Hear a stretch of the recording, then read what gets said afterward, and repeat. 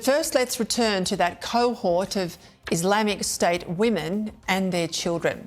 Yes, at least one of these women is now subject to temporary exclusion orders, but significant questions remain around whether they may be free to enter Australia in the future and the nature of the concern that's been expressed by our intelligence agencies. Syrian sisters Orshina and Ilonia Kanoun are part of the Abbott government's humanitarian intake of persecuted minorities from Syria in 2016. A cohort, in this case, of Syrian Christians given safe haven in this country after decades of persecution based on their religion in the Middle East. Aged just 11, they lived through the impact of ISIS terrorism in their community before fleeing to Lebanon and then finding a permanent home in Australia. I'm pleased to say Orshina Kanoun joins me now from Melbourne. Orshina, I'm really thrilled to have you on the program. I know you're not a media performer, but I think it's just so important that we hear from someone with a lived experience of life in and around Islamic State. I want you to give my viewers an understanding of what you and your family lived through prior to escaping to Australia. Thank you so much, Peter. As you know, I was a child when ISIS had broke into Syria. I was about 8 years of age when they actually broke into Syria. So many brutality and different sorts of horrific scenes I've seen as a child. There was attempts of kidnappings that happened. There was attempts of mass shootings that I myself have also encountered.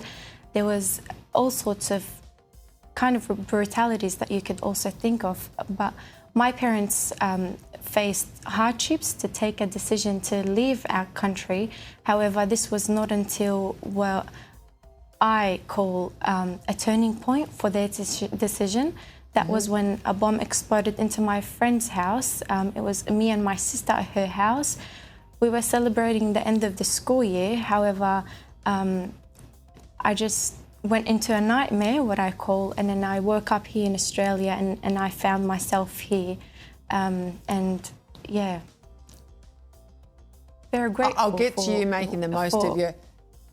Well, I know you, and you've made the most of your opportunities here. I want to get to that in a moment. But I guess the point is you are Christians in the Middle East, and we have seen tragically in recent months just some of the trauma suffered by Christians. Nigeria is a good example, but there are plenty others. You were persecuted by Islamic State just because you were not adherents to the Muslim faith. That's correct, isn't it? That you were Christian. That's correct. As a Christian, yeah. So when you arrived in Australia, I want to make it clear to my viewers, you spoke no English, but both you and your sister ended up school captains. You've gone on to university and you're now working and contributing back to Australia. How important has it been that you have settled in this country and this is now home? I'd first like to start by obviously thanking the Tony Abbott government, because that was the time when my family and I and many other communities and community members made it to Australia through the humanitarian program. But I'd also like to extend my thanks to you, Peter, especially because you were in a chief staff at the time.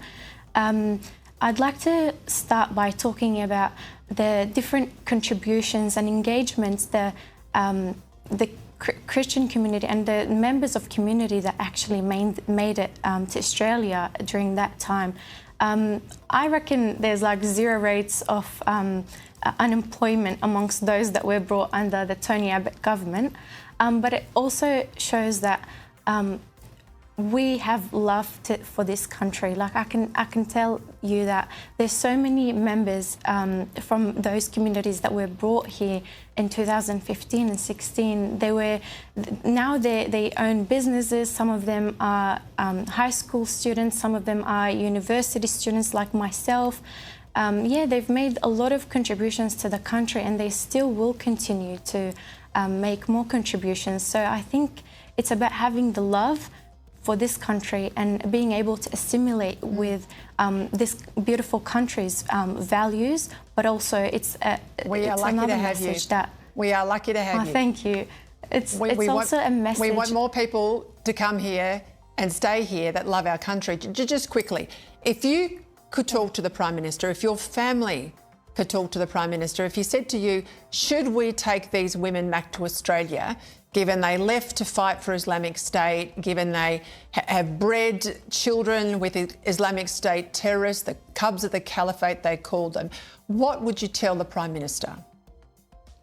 Look, as someone who's actually encountered ISIS, I personally think it's just very hard to accept, first of all, living among those who have travelled to these ISIS-controlled areas known for mass killings, rape, torture and genocide, and be involved in all sorts of atrocities. But also, my personal opinion is that it's very hard, no matter how many counselling services or rehabilitation services are provided, it's just very, very hard and difficult to erase all those ideologies that are embedded upon them for years and years.